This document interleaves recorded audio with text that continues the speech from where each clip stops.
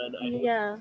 bonds were significantly stronger than permanent dipoles. We have discussed permanent dipoles, which were that if you had an electronegative difference, and if the shape was right, then electrons would be unevenly distributed in a molecule, and one side of the molecule would be negative, and the other side would be partially positive. And we talked about the strength of dipoles, and hydrogen bonds was an extreme version of a permanent dipole. Like had molecules having permanent dipoles, and as soon as a molecule appears that has hydrogen bonding, its melting boiling points are significantly greater compared to the rest. So the first thing that we discussed was uh, when would molecules have hydrogen bonding as an intermolecular force? Uh, and we stated that it happens when oxygen, nitrogen, and fluorine, which are one of the most, I mean, these are one of the most electronegative elements. Yeah. You get it's an extreme version of a permanent dipole.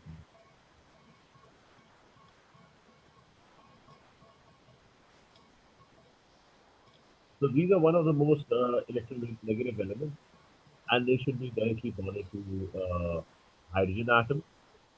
And lone pairs on oxygen, nitrogen, fluorine should be present. So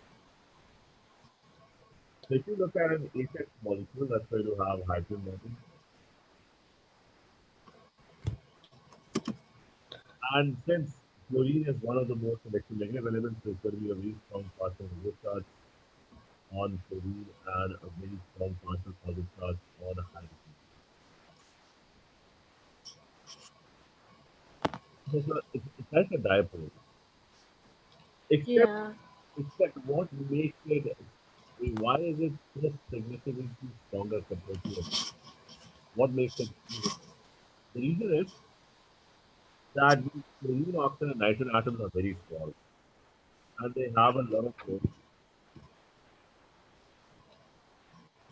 Like fluorine has 3 lone.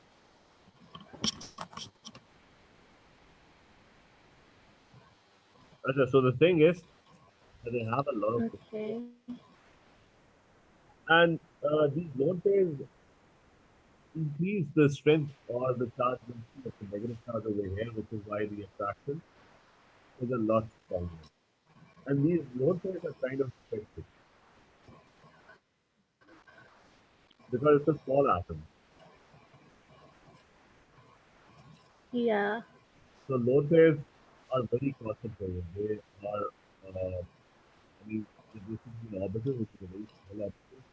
So lone pairs have a very high charge density. Yeah.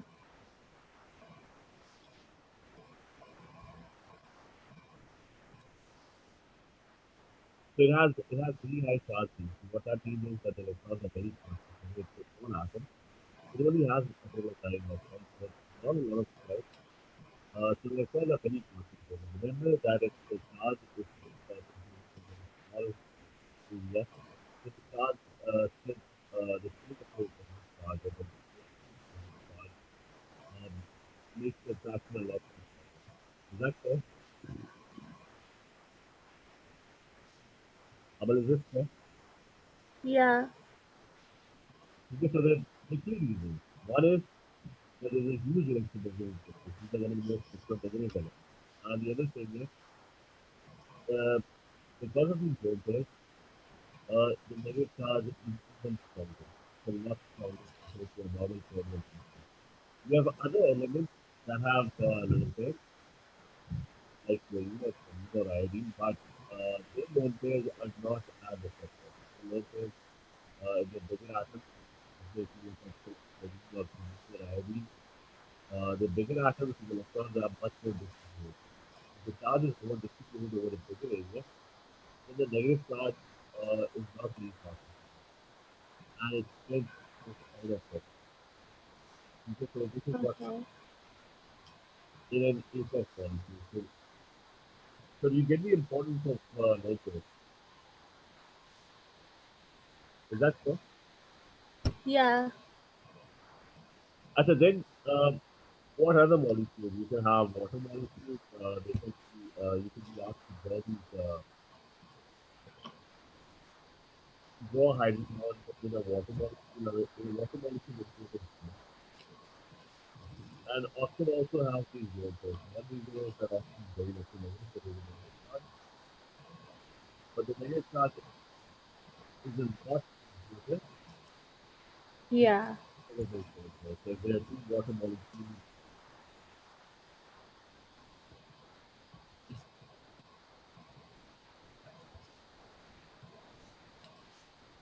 then those two water molecules, they consider the stronger side, are going to attack. Okay. Okay, and so let me draw the last one as well. You can have an addiction molecule. Okay. Same thing, and if there is a negative plus, it's a small atom, so the negative charge won't be as high charge density.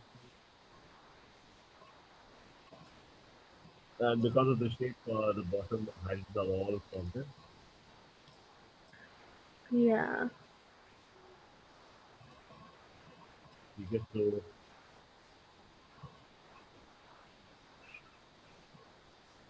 and they're going to attack each other. Okay. Okay, so whenever you see oxygen, nitrogen, and chlorine directly bonded to hydrogen, that's the Yeah. they have to be there.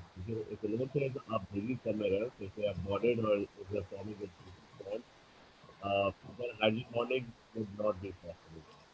The lone pairs need to be there. Okay, anyway, because the lone pairs are the things that increase the charge density, increase the negative charge. Okay, anyway, you have these two molecules. F is one of the most electronegative elements. Oxygen is the second in line, and nitrogen has a lesser electronegativity compared to the other one. And so, Amal, the question is, out of the which one can form the greatest number of hydrogen bonds, or the strongest hydrogen bonds? Which one has the highest volume in the mental state?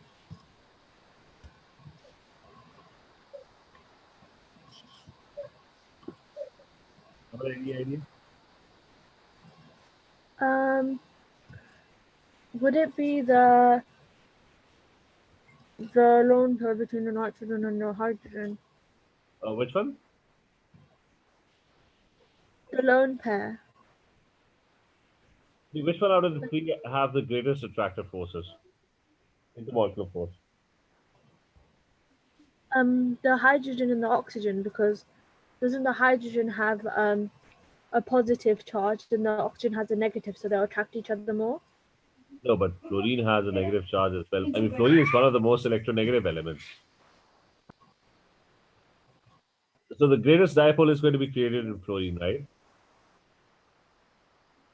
Amal, you get the point?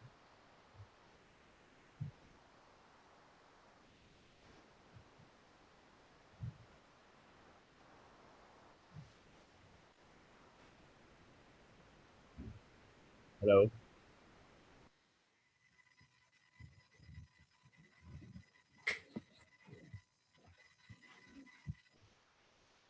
Yeah. Okay, so fluorine being the most electronegative element, the this one, the 8F molecule is probably the most polar molecule. Is that there also?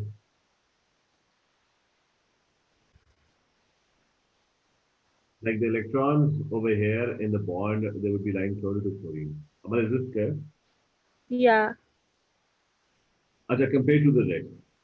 But the thing is that if you look at an 8F molecule, an 8F molecule, if you notice there's only one that is positive, partial positive, and there's three lone pairs, right? Which means that when the hydrogen bonding is happening, two of the lone pairs are wasted. I mean, they can't attract positive hydrogens. Amal, you get the point?